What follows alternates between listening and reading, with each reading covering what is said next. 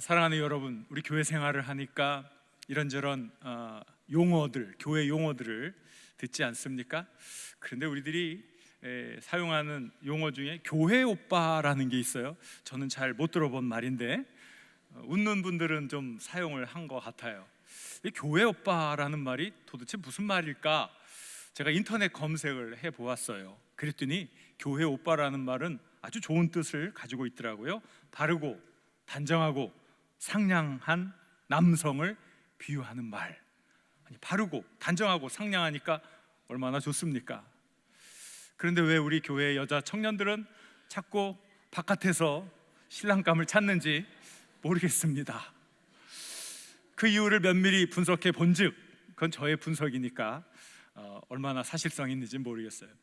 교회 오빠가 진실하고 사람 좋고 다 좋은데 나를 잘 먹여 살릴 수 있을까 하는 약간의 걱정, 약간의 불안, 아마 이런 것이 있어서 결혼하기에는 조금 망설여지는 사람일 수 있다 하는 뜻입니다.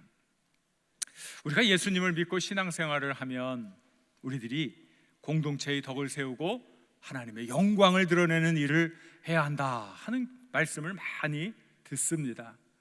쉽게 요약하면 착하게 살아라 하는 뜻이지요. 그러다 보니까 우리는 너나 할 것 없이 교회 오빠의 이미지를 추구합니다. 그런데 그 이미지만으로는 안 되는 거지요. 하나님이 우리에게 주신 일을 잘 감당하려면 그 교회 오빠의 이미지 뒤에 어떤 일이든지 당당하게 해낼 수 있는 능력, 그것이 있어야 되죠. 쉽게 포기하지 않는 끈기와 인내심도 함께 있어야 하는 것이지요. 하나님 우리 한 사람 한 사람을 통해 거룩하고 귀한 일을 하길 원하십니다. 바로 우리 한 사람 한 사람이 이 시대에는 역사의 주역입니다. 그러므로 우리는 능력을 갖추어야 합니다. 왜? 하나님이 우리에게 주신 사명을 완수하기 위해, 다른 사람이 아닙니다. 바로 나입니다. 그래서 오늘 우리는 역량을 굳세게 하는 제목으로 여러분과 함께 말씀을 나누려 합니다. 오늘 저는 이 우리의 역량을 강화하는 일의 롤 모델로 야곱을 선택했습니다. 근데 야곱은 기독교 윤리적으로는 그리 탐탁한 사람이 아닙니다. 야곱은 좀 이상합니다. 왜 그래요? 아니, 배고픈 형을 이용해서 형의 시장길을 이용해서 죽을 주면서 형, 나에게 장자의 권리를 팔지 그래, 이 죽 줄게. 그래가지고요, 죽 써서 개를 주는 사람이 아니라 죽 써서 그 무엇과도 바꿀 수 없는 장자의 권리를 빼앗은 사람입니다. 아니, 형제끼리 어떻게 그럴 수가 있어요? 죽이 아니라 그 이상도 산삼이라도 갖다 바쳐야 되는 게 형제의 사랑 아니겠어요?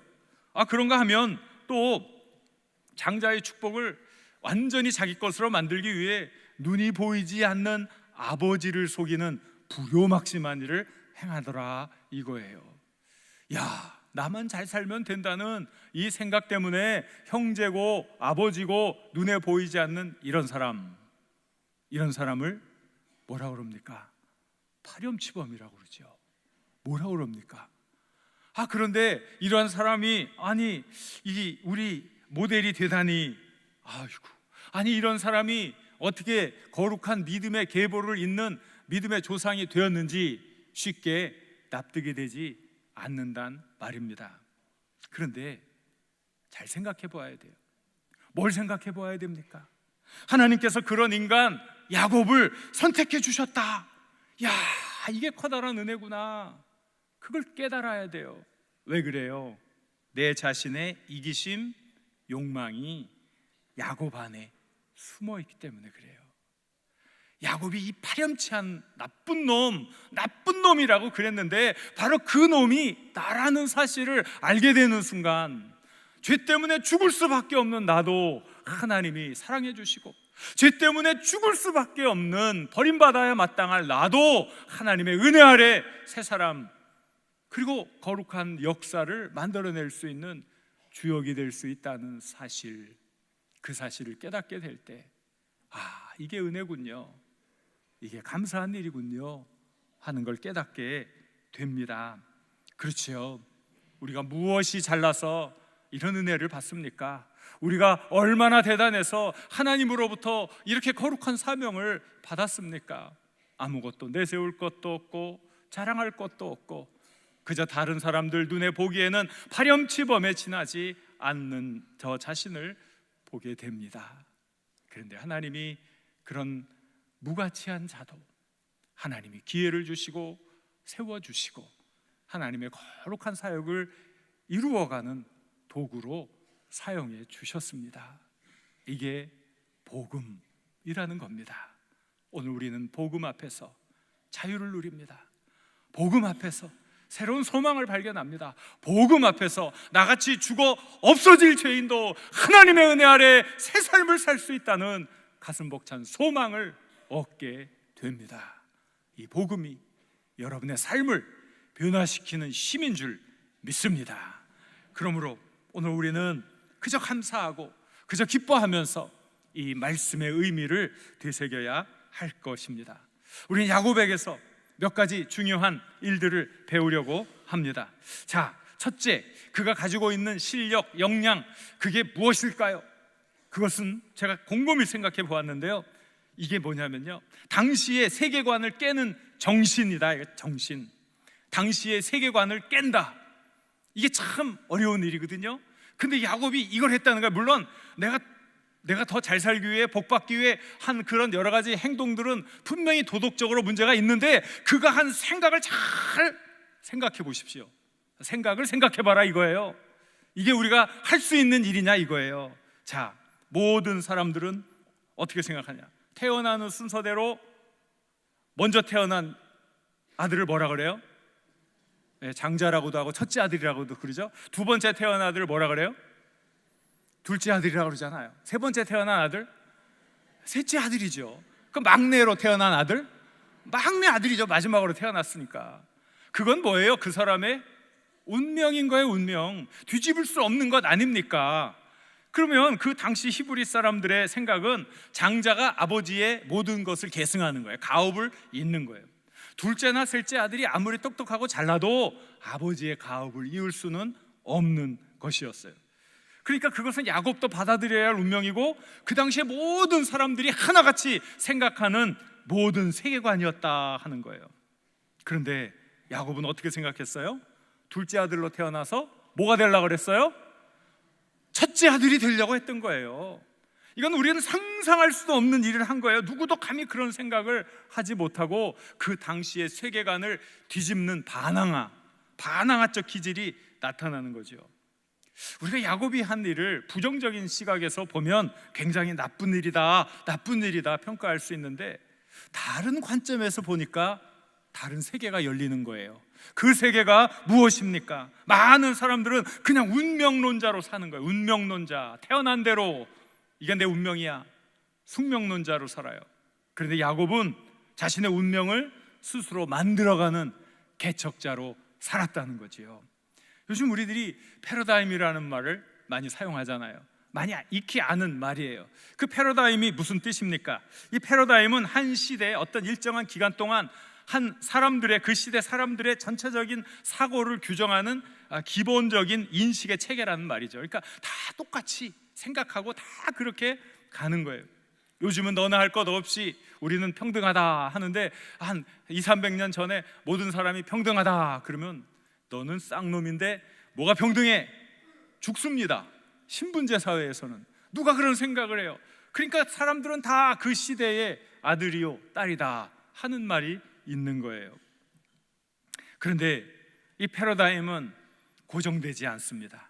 패러다임은 그저 그것도 시간의 제한을 받아요. 인류는 이 한 패러다임에 머물지 않았습니다. 한 패러다임이 있다가 이 한 시대만 지배하고 그냥 그것이 깨져버려요. 또 새로운 패러다임이 등장하면서 인류가 발전해 왔다 이거예요. 그래서 많은 경우에 패러다임의 전환이라는 말은 대단히 매력적으로 들립니다. 그렇다면 야곱이 어떤 사람이에요? 야곱은 그 시대를 지배하고 있던 패러다임, 그리고 적어도 2000년 이상 지배했던 2~3,000년 동안 지배했던 그 패러다임을 깨려고 했던 사람, 거기에 종속하지 않으려고 발버둥 쳤던 사람이다. 그걸 우리가 생각할 수 있는 거예요.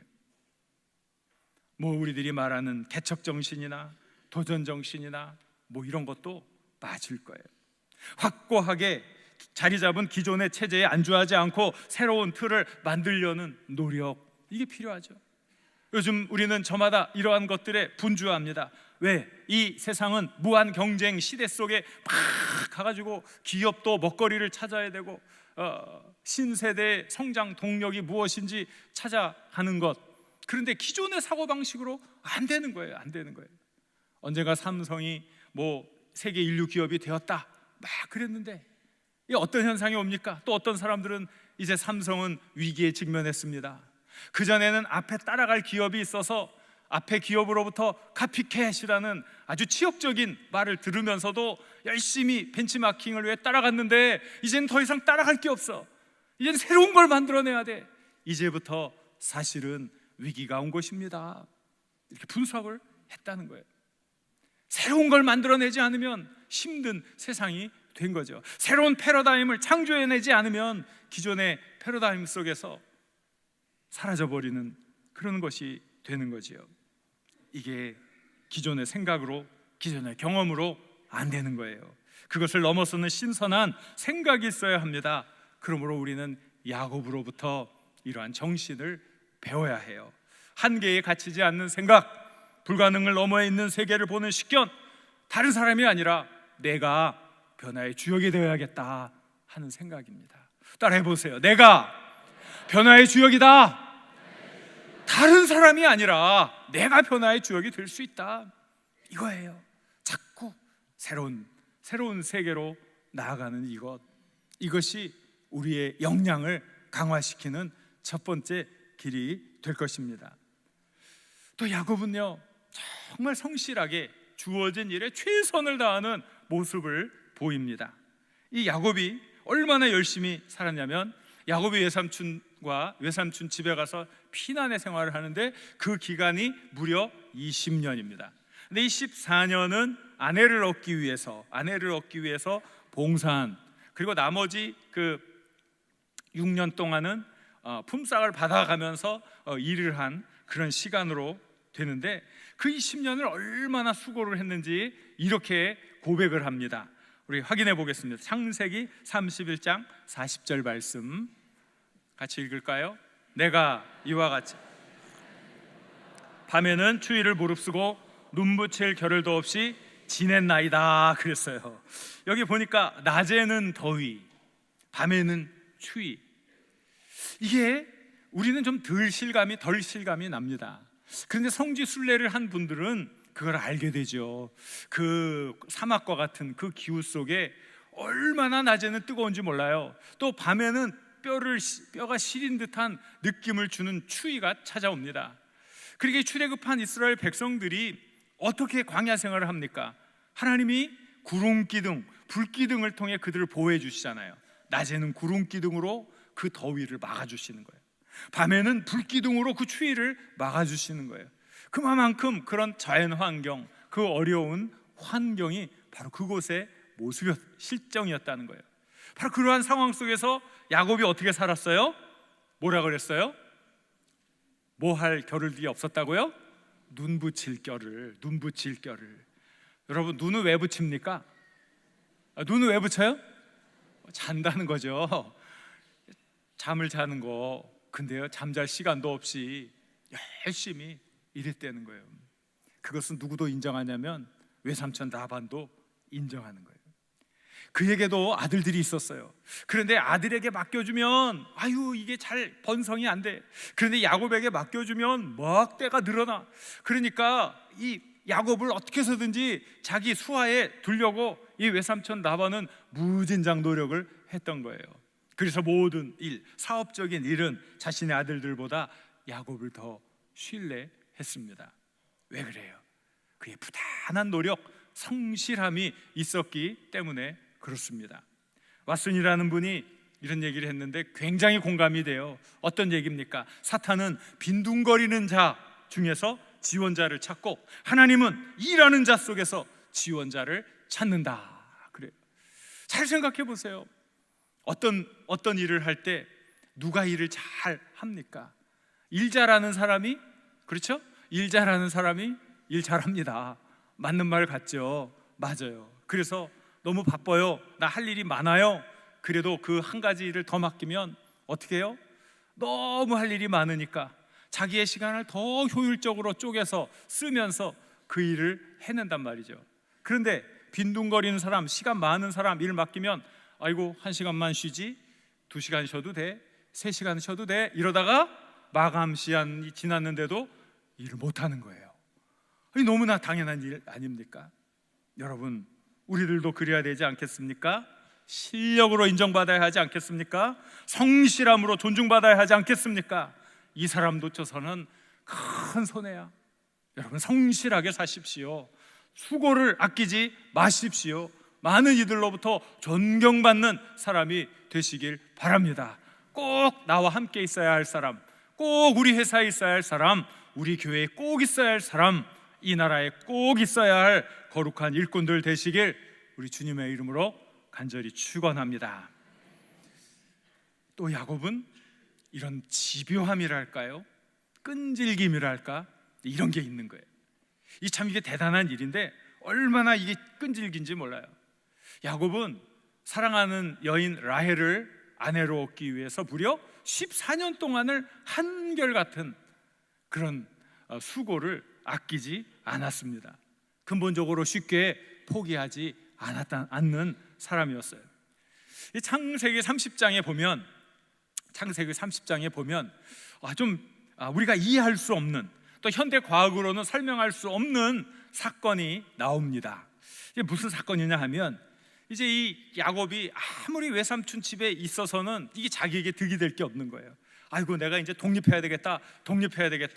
그래서 외삼촌에게 나를 좀 내보내 주십시오 하는데, 이 라반이, 야곱이 누구예요? 복덩어리거든요. 복덩어리.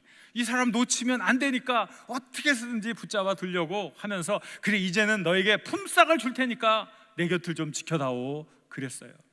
어떤 품삯을 줄까? 이 협상을 잘 해야 되잖아, 협상을. 그런데 야곱이 아주 이상한 협상을 하는 거예요. 이제 이 떼들 가운데, 이 양떼, 염소떼들 가운데 아롱진 것, 점 있는 것, 색깔 있는 것을 제 것으로 해주시고 나머지는 삼촌이 가지시죠 그랬어요. 이 얘기를 했을 때 라반이 깜짝 놀랐어요. 아니, 이 녀석이 제정신인가? 이게 지금 뭐 쥐약을 먹고 물을 안 마셨는지, 쥐약은 안 먹고 물만 마셨는지, 아니 왜 이런 이야기를 하냐 이거예요. 왜? 이 사람들은 경험적으로 너무 잘 아는 거예요. 이 양떼 중에 혹시 점 있는 양 보셨나요? 뭐 까만 양을 혹시 보셨나요? 얼룩덜룩한 새카만 양을 보셨나요? 그러면 양은 주로 무슨 색깔인가요? 뭐 양을 못 보셨나 봐. 하다못해 저기 대관령 저 목장이라도 한번 가서 보세요. 색이 안 나와요, 검은색이. 뭐 염소들도 그래. 또 뭐 흑염소 생각하면서 입맛 따시는 분들이 계신데 그건 흑염소고, 그 본래 이 양이나 염소는 이 흰색이 우성이란 말이에요. 우성. 이거 좀 비정상적인 것들만 색깔이 있고 이런 거란 말이죠. 아니, 그런데 이렇게 몇십 년 동안 양떼를 친 이 야곱이 삼촌한테 내 품삯으로 색깔 있는 거를 나에게 주십시오 그러니, 이 라반이 얘가 지금 정신이 있나 없나 너무나 좋아해가지고, 아이고 야 잘됐다 야, 그리고 그 계약을 맺은 거예요. 그리고 야곱이 이상한 일을 하는 거죠. 자, 이제 일단 이것들이 섞이면 안 되니까 이 흰색들과 색깔 있는 것들을 이렇게 추려내는데, 뭐 워낙 흰색의 양과 염소들이 많고 여기저기에 가까스로 흩어져 있는 몇몇 되지 않는 이제 색깔 있는 양과 염소를 추려가지고 섞이지 않도록 3일길을 떨어뜨려 놨대. 절대 섞일 수 없는 이제 불가항력적인 거리라 이거죠, 이들이. 그리고 이제 이렇게 이제 이 흰 양떼, 이제 여기는 이제 야곱의 종들이 이제 관리하고, 야곱은 여기 가서 이제 흰 양떼, 삼촌의 양떼 염소떼를 치는 거 아닙니까? 이 흰색 흰 놈들만 있는 데 가서. 그럼 여전히 흰 놈들만 나오는데 야곱이 정말 이상한 짓을 한단 말이죠. 무슨 짓을 하냐면 버드나무, 살구나무, 신풍나무 껍질을 벗겨서 흰 무늬를 내고 껍질 벗긴 가지들을 이렇게 양떼들 눈앞에 보게 했어요. 물 먹는데, 물을 먹으면서 이 양떼들이 그거를 보는데, 그거를 먹을 때 양떼들이 그곳에 새끼를 베었는데, 그 새끼들이 색깔 있는 놈들이 나오더라 이거예요. 이야, 비전의 힘이 얼마나 큰지. 그 생각이 없는 미물도 이렇게 보고 이렇게 하니까 그냥 색깔 있는 놈들이 나온 겁니까? 이게 아니잖아요. 그러니까 계속 이런 현상을 보면서 이제는 튼튼한 놈들이 새끼를 뵐 때쯤에는 이걸 쫙 이렇게 보게 해놓고, 그리고 비실비실한 놈들이 새끼를 뵐 때는 안 보여주고 했더니 이 튼튼한 놈들이 색깔 있는 이 색이 섞인 이런 새끼들을 많이 낳아가지고 야곱이 큰 복을 받았다 이거예요. 아니, 도무지 이게 믿을 수 있는 일입니까? 이거 어떻게 설명을 해야 되나요? 양들도 이렇게 비전에 민감하구나, 보여주면 되는구나. 이게, 아니, 이 새끼가 태어나는 게 유전인자가 결정해 주는 거지 환경이 결정해 주냐 이거예요.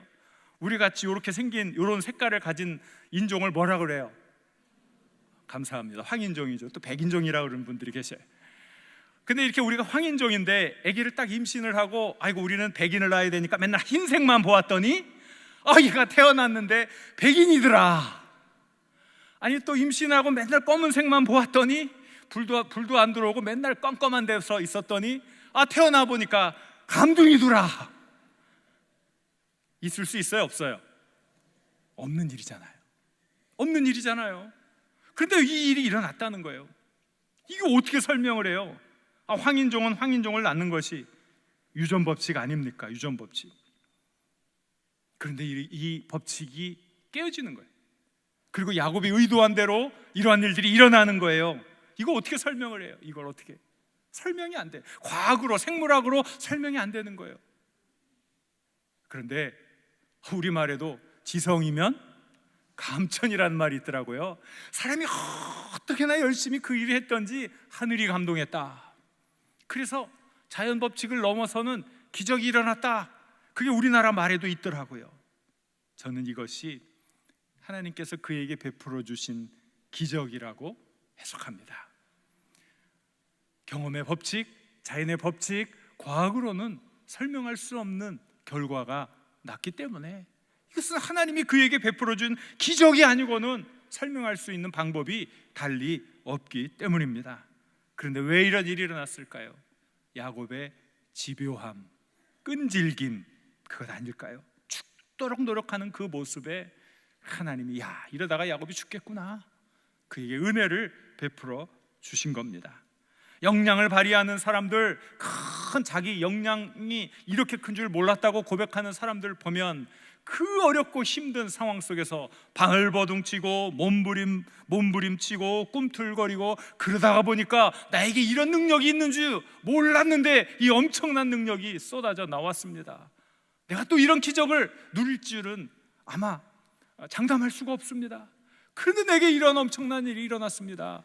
고백하는 모습을 우리는 종종 보게 됩니다. 끈질겨야 합니다.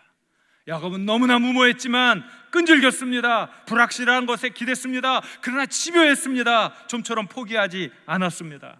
그의 끈질김과 집요함이 자연 법칙을 넘어서는 기적을 가져왔습니다.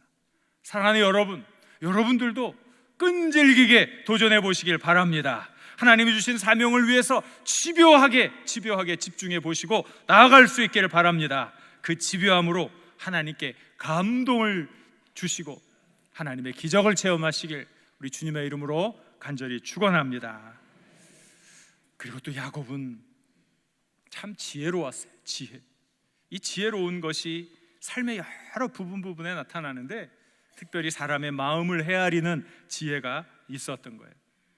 야곱이 형이 자기를 죽일까 봐 20년 전에 도망쳐 집을 가출했어요. 20년이 지난 지금도 그 불안함이 있어요. 그래서 내가 지금 20년 만에 돌아가는데 그 옛날의 원한, 구원 때문에 형이 나를 죽이면 어떡하나 하는 불안감이 있어요. 그래서 심부름꾼을 먼저 보냅니다. 아이고, 그런데 아니나 다를까 형 에서가 혼자 오는 게 아니라 군사 400명을 데리고 오고 있다는 소식을 들었던 거예요. 와, 두려움이 엄습하죠. 기겁을 하죠. 야, 아니 군사 400명이 와가지고 이 나를 치면 이거 뭐 20년 동안 피땀 흘려 얻은 것이 한순간에 다 잿더미가 되어버리는 그런 비극을 겪는 거지요. 정신이 없었을 거예요.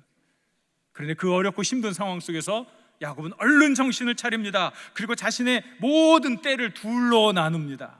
지혜롭죠. 한 떼와 한 떼의 거리를 띄워둬요. 형의 군대가 와서 이쪽을 탁 치면 이쪽은 빨리 도망가자. 혹시 이쪽으로 와서 탁 치면 이쪽은 빨리 도망가자. 반타작이라도 하자. 지혜롭단 말이에요. 지혜로워요. 그리고 그는 형의 마음을 가라앉히기 위해서 선물을 보냈는데요, 선물의 양이 얼마나 큰지, 이건 선물이 아니고 이건 뭐예요? 뇌물이잖아요. 뇌물인데 얼마나 큰지 몰라요. 암염소가 200마리, 순염소가 20마리, 암양이 200마리, 수양이 20마리, 젖나는 약대 30마리, 그 새끼들, 암소가 40마리, 황소가 10마리, 암나귀가 20마리, 그 새끼 나귀가 10마리였어요. 숨쉬기 힘들어요. 저도 이거 얘기하는데. 그런데 이걸 지금 현재의 가치로 환산하면 이게 얼마예요? 어마어마한 가치 아닙니까? 그걸 줄 수 있는 역량이 야곱에게 있었다는 거죠. 그거 주고도 난 살 수 있다는 거예요. 그게 야곱이 얼마나 많은 걸 지금 얻어놨습니까? 대단하죠? 그런데 사람의 심리를 너무나 잘 알아. 이 한 무더기 엄청난 뇌물을 형한테 한 번에 딱 안겨주는 게 아니라 요것도 A팀, B팀, C팀 이렇게 딱 나눠가지고 A팀을 먼저 딱 보내는 거예요. 형과 군대가 막 이렇게 이놈 죽일 놈 어디 두고 보자 하고 막 오는데 큰 양떼며 뭐 이런 막 짐승의 무리들이 막 먼지를 일으키며 오는 거예요. 야, 너희들은 누구냐? 그러면 아이고, 저희는 야곱의 종인데 형님 에서를 맞이하기 위해 나왔습니다. 이것은 형님 에서에게 드리는 야곱의 선물입니다. 그러면은 큰 떼들이 막 여기저기서 울고 막 그러면 딱 보면서 내가 이 선물에 뭐 내가 마음이 통할 줄 알아. 그리고 이제 일단 받는 거죠.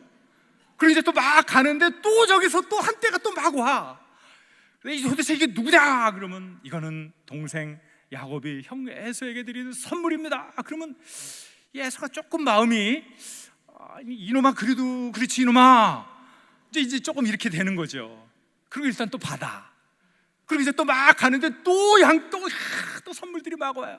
그럼 이건 또 뭐냐? 그러면 이것도 형님에게 드리는 선물입니다. 그러면 이제 에서가 아이, 뭘 그런 걸 다 준비하고 그래, 괜찮아. 죽일 것 같이 달려들던 사람이 어떻게 해요? 순차적이고 이렇게 시간을 갖고 그 사람의 아픈 마음을 헤아려주는 모습 아닙니까? 그 아픈 상처도 한 번이 아니라 몇 번에 걸쳐서 그 아픔을 경감시켜주고 또 경감시켜주고, 그러면서 그 관계가 회복되는 것 아니에요? 깨어진 관계가 어찌 단 한 번의 만남으로 회복될 수가 있겠어요? 수차례 노력하고 수차례 함께함으로 회복되는 것 아니겠어요? 야곱은 참으로 놀랍게 인간의 심리를 꿰뚫고 있었어요. 놀라운 지혜였어요. 우리도 이런 지혜를 배워야 하는 것이지요. 우리도 야곱처럼 사람의 심리를 깊이 헤아려 그 사람의 마음을 얻으려 한다면 분명히 큰 성과를 거두게 될 것입니다. 우리도 많은 일에 깊이 있게 생각하고 지혜롭게 행동해야 하겠습니다. 우리가 변화의 주역이기 때문입니다. 마지막으로 야곱은 제일 중요한 게 뭐냐면, 내가 아무리 노력을 다해도 인간에게는 한계가 있다 하는 걸 깨달았어요. 그러니까 자신이 최선을 다했지만 마지막에는 여전히 불안한 거예요. 여전히 그 강을 건너갈 수가 없는 거예요. 그래서 밤새도록 하나님의 천사와 씨름을 하는 거죠. 저는 그걸 기도로 해석을 해요. 내가 인간으로서 할 수 있는 모든 수단과 방법을 다 썼지만 하나님, 여전히 부족해요. 여전히 우리는 제한적인 존재예요. 여전히 우리는 아무것도 할 수 없는 존재예요. 그러니 하나님, 이 문제를 해결해 주십시오 하고 하나님께 의지했다 이거죠. 그러니까 그래서 그 밤새도록 하나님과 씨름하고 하나님으로부터 이스라엘이라 하는 이름을 얻게 되었습니다. 새로운 피조물이 된 것이지요. 속이고 빼앗는 사람 야곱에서 이제는 베풀고 사랑하고 손해보는 새로운 피조물 이스라엘로 바뀐 것이죠. 그때 깨달았어요.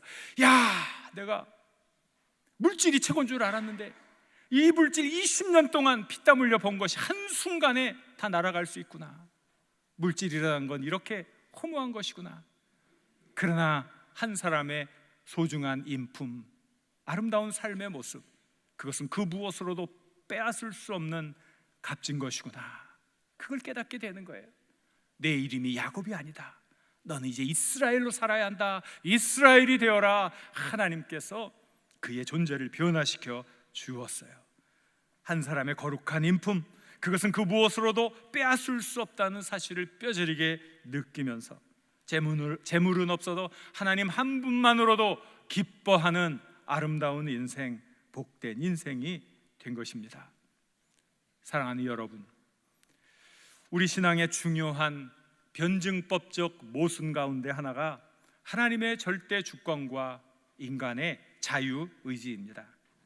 하나님의 절대 주권 앞에서 인간이 할 수 있는 일은 아무것도 없습니다.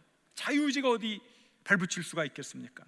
인간의 자유의지가 발현이 되면 그건 하나님의 절대 주권을 침해하는 일이 되는 것이죠. 그러니까 두 가지는 양립할 수가 없습니다. 그런데 두 가지가 양립해야 한다는 거예요. 이것을 변증법적 모순이라고 하는 것이지요. 하나님의 주권이 인간에게 길을 열어주어야 합니다. 동시에 인간 쪽에서도 그 의지를 바르게 사용하여 하나님의 부르심에 응답해야 한다는 것이지요. 그래서 하나님의 절대 주권과 인간의 자유의지는 하나님의 부르심과 인간의 응답으로 바뀌어야 합니다. 야곱은 바로 그 경계선상에 있었습니다. 하나님을 의지하면서 자기 할 일에 최선을 다했습니다. 또 말을 바꾸면 그는 자기 할 일에 최선을 다하면서 하나님을 의지했습니다. 바로 이것이 역량 있는 사람, 하나님이 주신 비전과 사명을 이루는 사람의 특징입니다. 이스라엘, 그 거룩한 이름, 그 거룩한 이름은 어느 날 갑자기 얻은 이름이 아닙니다. 야곱의 최선과 하나님의 복이 만나 얻게 된 거룩한 이름입니다. 여러분들도 하나님으로부터 그런 영광스러운 이름을 얻으시길 우리 주님의 이름으로 간절히 축원합니다. 오늘 말씀을 생각하면서 주여, 제가 하나님 주신 사명을 멋지게 이루는 역량 있는 사람, 실력 있는 사람으로 살게 하여 주옵소서. 하나님의 부르심에 아멘으로 응답하며 우리의 삶에 놀라운 하나님의 영광을 체험케 하옵소서. 우리 주여 한번 부르고 이렇게 기도합니다. 주여